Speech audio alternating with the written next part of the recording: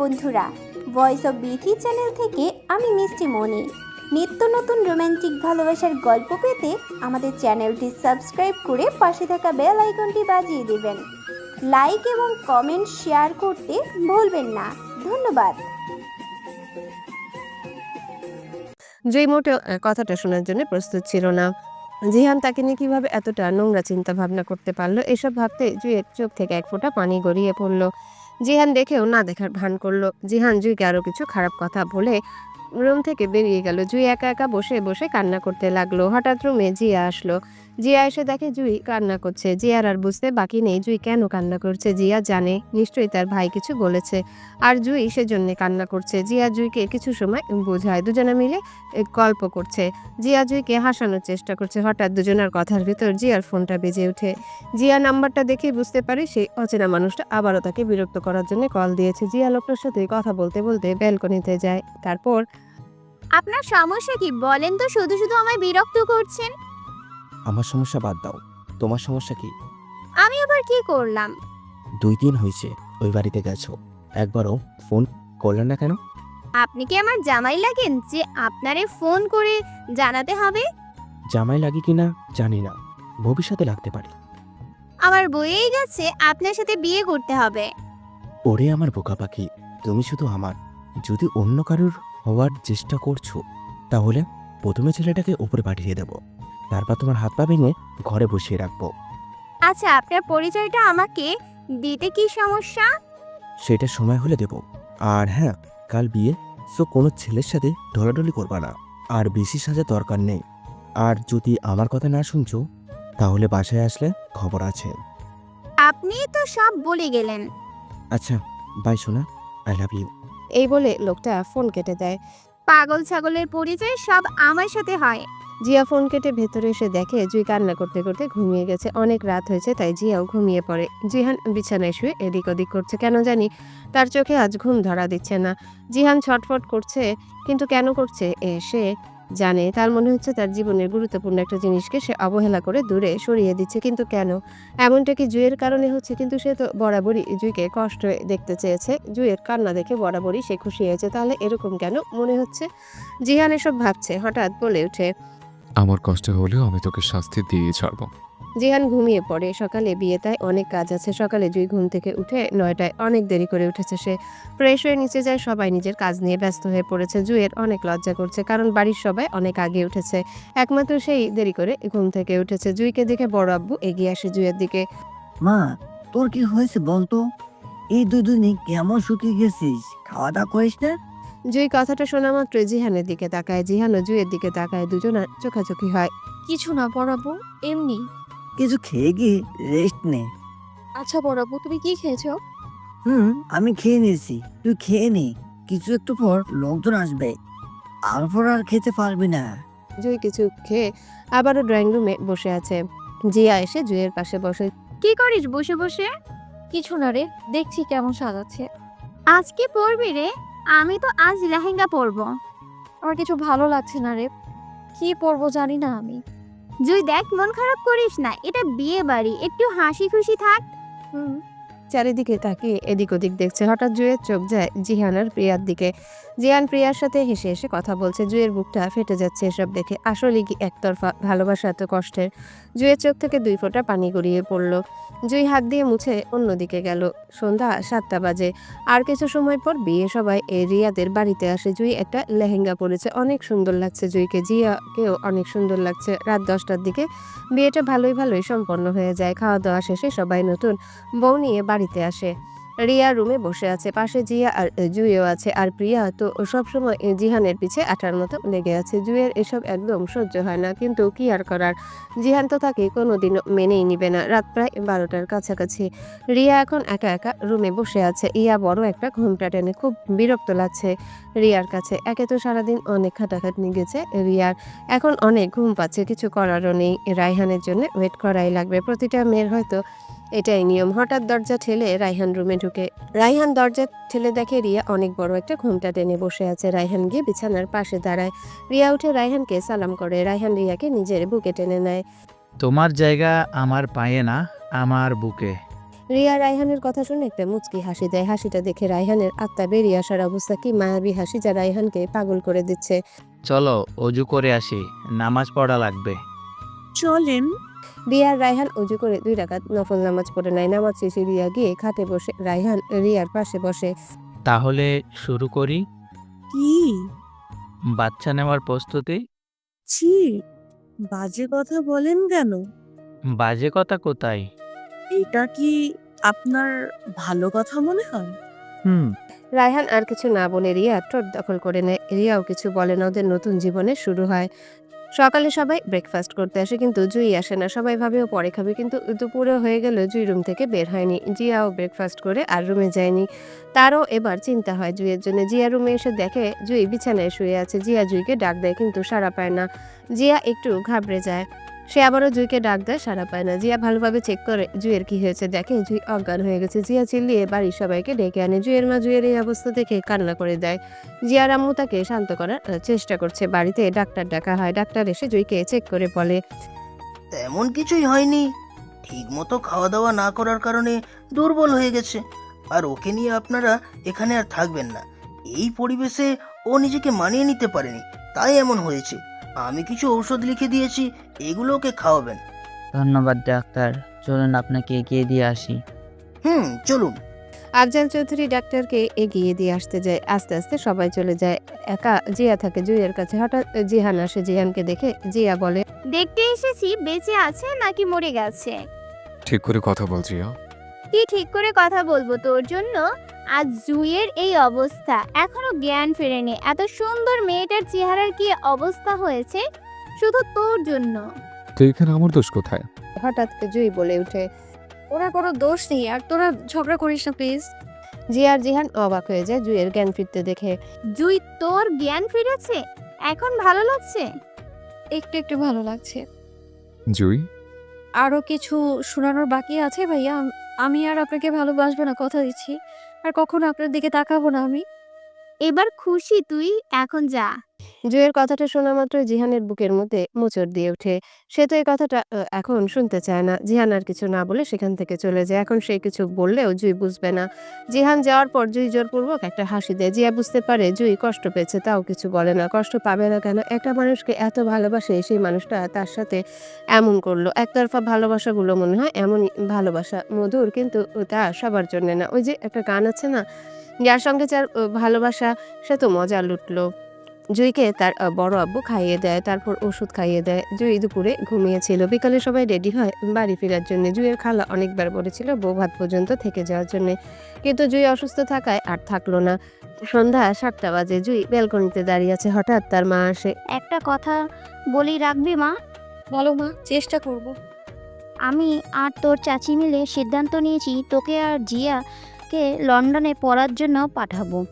জিয়াকে তুই বললে রাজি হবে। এখন বল তুই কি করবি?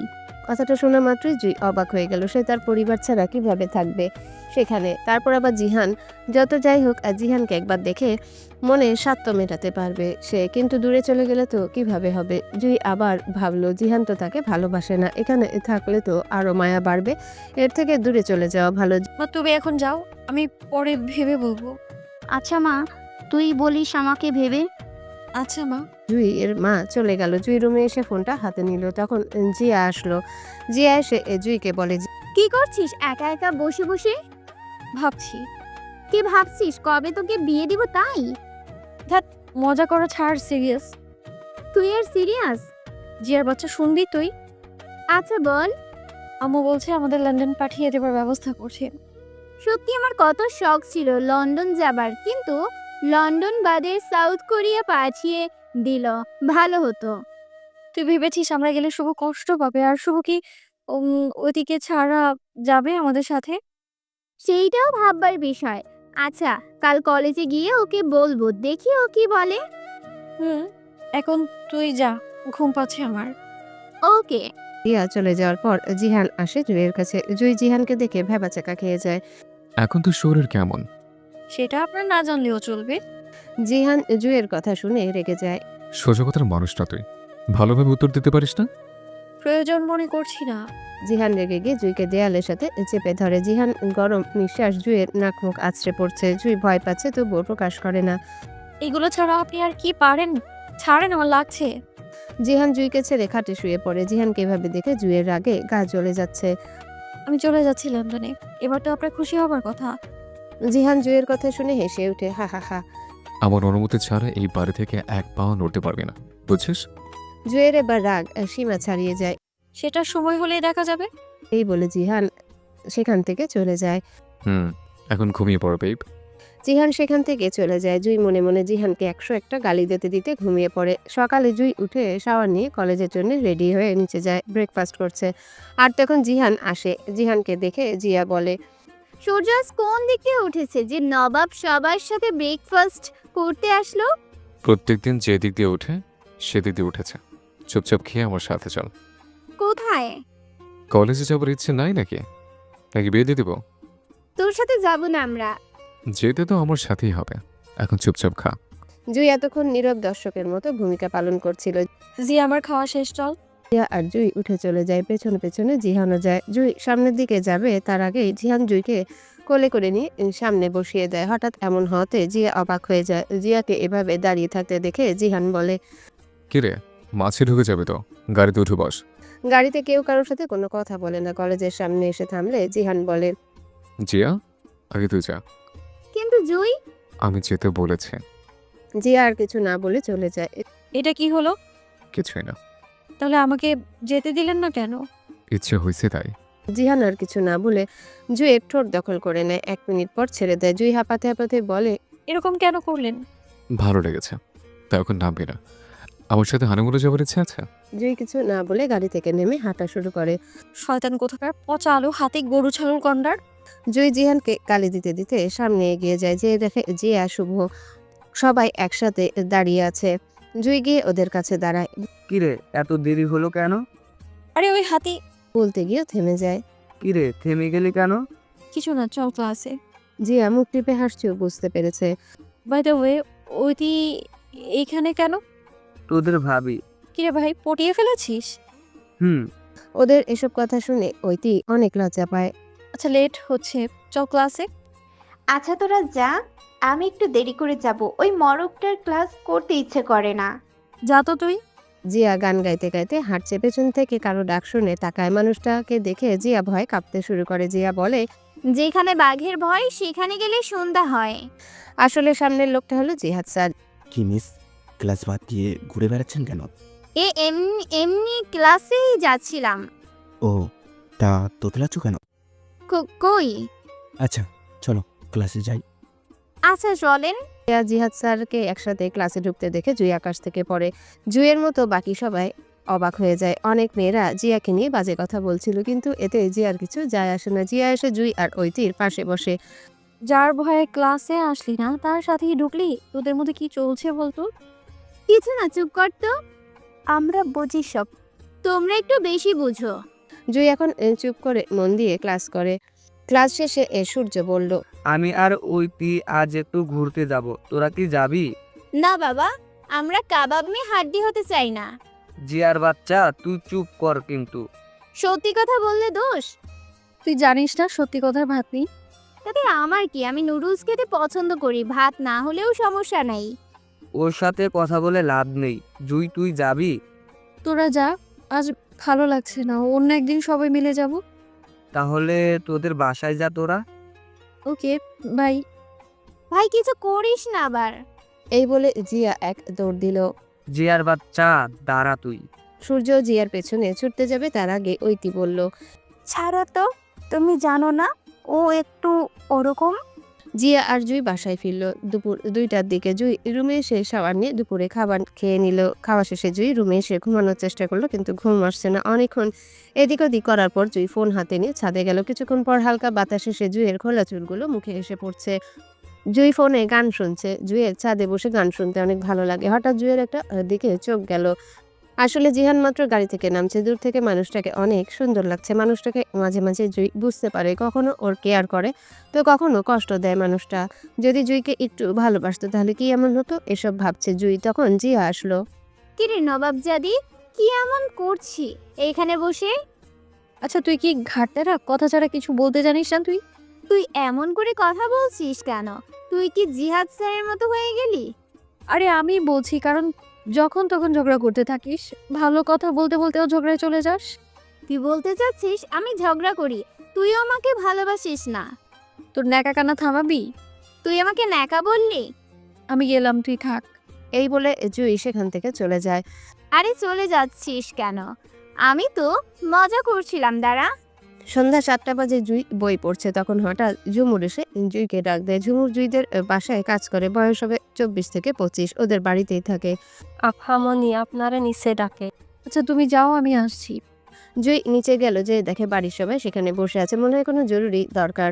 জুই যে জিয়ার পাশে বসে, তখন বড় আব্বু বলল, জুই, তোমার মা ভেবেছে আমাকে আর জিয়াকে লন্ডন পাঠিয়ে দিবে? এখন এখানে তোমাদের মতামত কি সেটাই বলো। জুই কিছু বলতে যাবে, তার আগে জিহান বলে ওঠে, লন্ডন পাঠানোর কি দরকার? এখানে কি কলেজ নাই? এখানে কলেজের কোনো কথা না, এখানে থাকলে ওদের পড়াশোনার সমস্যা হবে তাই বলেছি। আমি চাই না ওরা কেউ লন্ডন থাক। যদি প্রয়োজন হয় তবে জুই যা, জিয়া যাবে না। এটা আমার শেষ কথা। এই বলে জিহান সেখান থেকে চলে যায়। জুয়ের খুব রাগ হলো, জিয়াকে যেতে দিবে না, আর আমি গেলে কিছু হবে না। যদি আমি গেলে সে খুশি হয় তাহলে তাই হবে, আমি চলে যাব। জিহান যখন চাইছে না তখন ওদের ওখানে যাওয়া লাগবে না। আমি যাবো, এখানে জিয়া না গেলেও সমস্যা নেই। আচ্ছা, আর হ্যাঁ, আমি কালই যাবো, তোমরা ব্যবস্থা করো। জুয়ের এমন কথায় বাড়ির সবাই অবাক হলো, কিন্তু জিয়া হলো না, কারণ সে জানে যে জুই জিহানের উপর অভিমান করে চলে যাবার কথা বলেছে। কিন্তু জিয়াও চায় জুই যাক, এখানে থাকলে জুই আরো কষ্ট পাবে জিহানের কারণে, আর জিহান কখনোই জুইকে হয়তো ভালোবাসবে না। রাত 12টা বাজে, জুই ঘুমায়নি, একভাবে কান্না করে চলছে। হঠাৎ জিহান আসলো রুমে। জিহানকে দেখে জুই অবাক হয়ে যায়। ভালোই তো, তাহলে কাল চলে যাচ্ছিস? খুশি হননি? খুশি হয়েছে, এত খুশি হয়েছে যে তোকে বলার বাইরে। আপনাকে খুশি দেখার জন্যই তো চলে যাচ্ছি। ভালো থাকবেন। তোকে ছাড়া। বলার আগে জুইয়ের গায়ে পড়ে যায়। জুই বুঝতে পারছে জিহান হাবিজাবি খেয়ে এসেছে, তাই জিহানকেও রুমে রেখে আসে। সকালে জুই উঠে ফ্রেশ হয়ে নিচে যায়। পুরো বাড়িটা কেমন শান্ত, কেউ কারোর সাথে তেমন কথা বলছে না। জুই ব্রেকফাস্ট করছে, তখন বড় আব্বু আসলো। জুই, বিকেল 5টায় তো ফ্লাইট, রেডি থাকিস। কথাটা শোনা মাত্র জুই তার বড় আব্বুর দিকে তাকায়। মানুষটা অনেক কষ্ট পাচ্ছে, কিন্তু কি করার, ভাগ্যে কাকে কোথায় নিয়ে যাবে বলা তো যায় না। আচ্ছা বড় আব্বু। উত্তরে বড় আব্বু কিছু বলে না। ব্রেকফাস্ট শেষে জুই রুমে আসে, ব্যাগ গোছাচ্ছে। এমন সময় জিয়া আসলো। আসতে পারি? তুই এবার পারমিশন কবে থেকে নেওয়া শুরু করলি? জিয়া বসতে বসতে বলল, আজ থেকে। গুড। ভালো থাকিস, জানি না আর কবে দেখা হবে। তুইও ভালো থাকিস, আর হ্যাঁ, ফোনে যোগাযোগ রাখিস। আমি জানি তুই ভাইয়ার ওপর অভিমান করে চলে যাচ্ছিস, কিন্তু আমি কিছু বলবো না, কারণ আমি চাই তুই ভালো থাকিস। সূর্য আর ওইদিকে বলে দিস আমার সাথে যোগাযোগ রাখতে। আচ্ছা তুই এখন ঘুমা, বিকেলে আবার জার্নি করতে হবে। আচ্ছা। জিয়া চলে গেল। জুই সব ঠিকঠাক করে একটু ঘুমায়। দুপুর 2টার দিকে ঘুম থেকে উঠে শাওয়ার নিয়ে নিচে গেল। জুই দেখে তার মা টেবিলে খাবার সাজাচ্ছে, বড় মা কিচেনে, বাকি সবাই টেবিলে বসে আছে। সবাই থাকলেও জিহান ছিল না সেখানে। জুই গিয়ে জিয়ার পাশে বসে খাবার খাওয়া শেষে জুই একটা বাড়িটা ঘুরে ঘুরে দেখে। তারপর 4টার দিকে রেডি হয়ে নিচে নামে, সবার কাছ থেকে বিদায় নেয়, শুধু একটা মানুষ বাদে, আর সেইটা হলো জিহান। জুই একটু অপেক্ষা করে জিহানের জন্য, কিন্তু জিহান আসে না। ফ্লাইটের জন্য দেরি হয়ে যাবে, সেই কারণে জুই চলে যায়। জুইয়ের গাড়িটা বেরোনোর সাথে সাথে জিহানের কালো গাড়িটা বাড়িতে ঢুকে। জিহান বাড়িতে এসে দেখে বাড়িটা কেমন নিস্তব্ধ, মনে হয় কিছুক্ষণ আগে একটা ঝড় বয়ে গেছে। জিহান জিয়ার কাছে জিজ্ঞাসা করে, কি হয়েছে? তুমি যাকে দু চোখে সহ্য করতে পারো না, সে তোমাকে মুক্তি দিয়ে চলে গেছে। মানে? জুই চলে গেছে লন্ডন। জিহান কথাটা শোনা মাত্রই ফ্লোরে বসে পড়ে। এখন আর এসব করে কি হবে, ও তো চলেই গিয়েছে। জিয়া কথাটা বলে হনহন করে সেখান থেকে চলে যায়। জিহান একটা জোরে চিৎকার দিয়ে মাটিতে বসে পড়ে আর বলে, জয়ফুল, তুমি এমনটা কিভাবে করলে? আমাকে তুমি সামান্য ভালোবেসেছিলে, যে এইভাবে আমি ছেড়ে চলে গেলে? জিহান উঠে দাঁড়ালো আর বলল, কাজটা মোটেও ঠিক করলে না জয়ফুল।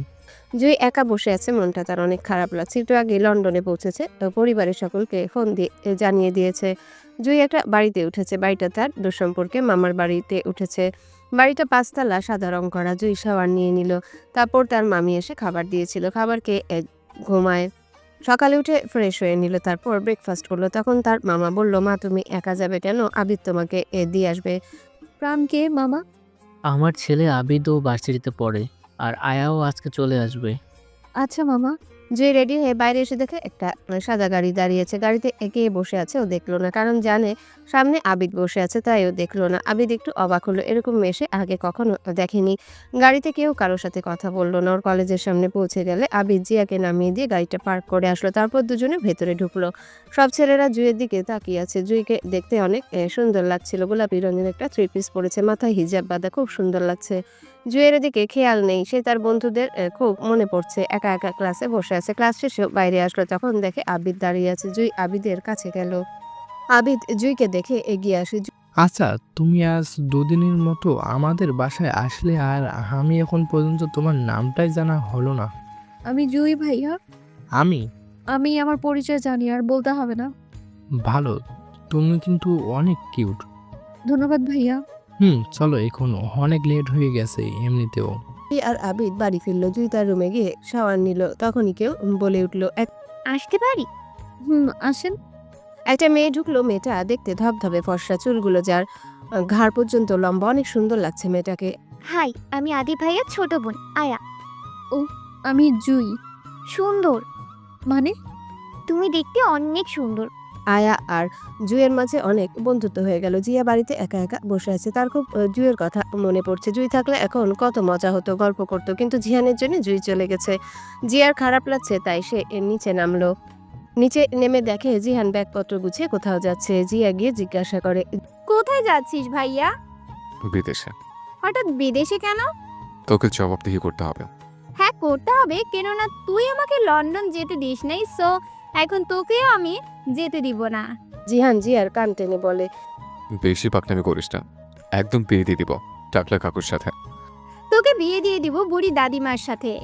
জিয়ার কথা শুনে জিহান হেসে ওঠে। জিহান সবার থেকে বিদায় নিয়ে বেরিয়ে পড়ে। গাড়িতে বসে সামনে থাকা লোকটার সাথে কথা বলে। আসলে সামনে থাকা লোকটা হলো জিহাদ। জিহাদ আর জিহান হলো ফ্রেন্ড, অনেক গভীর বন্ধুত্ব ওদের। আমি যাচ্ছি ওর কাছে। ওর এমন অবস্থা করব যেন ও আর কোনো দিন আমার কথার অবাধ্য না হতে পারে। পাগল হয়েছিস তুই? লন্ডনে যাচ্ছিস, যা 2 বছর কষ্ট কর। আর বাবার বিজনেস না সামলে তুই একটা বিজনেস কর, তারপর 2 বছর পর ওর কাছে যা। তা ঠিক বলছিস। এমনি আমার চাকরি করতে ভালো লাগে না। সে তো আমারও করতে ভালো লাগে না, তোর বোনের জন্যই ওইখানে পড়ে থাকতে হয়। হয়েছে, এখন চল। বেশি বললে আমার বোনকে তোর সাথে বিয়ে দিব না। তুই না দিলে তুলে নিয়ে আসবো। ওরা কথা বলতে বলতে এয়ারপোর্টে পৌঁছে গেল। জিহান প্লেনে উঠলে জিহাদও ফিরে এলো। জিয়ার খুব মন খারাপ হচ্ছে, এবার জিহানও চলে গেল। এখনও কি করবে একা একা? জিয়া ব্রেকফাস্ট করে কলেজের উদ্দেশ্যে রওনা হলো। কিছুক্ষণের মধ্যেই পৌঁছে গেল। জিয়া দেখে ঐতি আর সূর্য দাঁড়িয়ে দাঁড়িয়ে কথা বলছে। জিয়া ওদের কাছে যায়। কেমন আছিস জিয়া? ভালো না জুই, গিয়ে একদম ভালো লাগছে না। আমারও সেম অবস্থা। জুই থাকলে আমাদের মন ভালো করে দেয় সবসময়। ঠিক তো। জিয়া চার ওদের কাছে এসে বলে, এখানে দাঁড়িয়ে কি করছো তোমরা? নাচতেছি। হোয়াট? কিছু না। সূর্য আর অয়তি, তোমরা যাও এখান থেকে। জিয়ার সাথে আমার কিছু কথা আছে। কথা আছে তো বলেন, ওদের যাওয়া লাগবে কেন? এর জন্যই তোমার সাথে আমার ঝামেলা হয়। সবসময় এত বেশি বোঝো কেন? আমি মেধাবী তাই?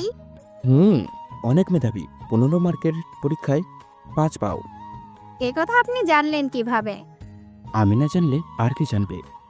এরই মধ্যে ঐতি বলে উঠল, শুনো না জিয়া, তোরা যা কথা বলার বল, আমি আর সূর্য গেলাম। ঐতি আর সূর্য চলে গেল। জিহাদ স্যার বলে উঠল, শোনো, কাল আমার একটা কাজ আছে, আমি আসতে পারবো না।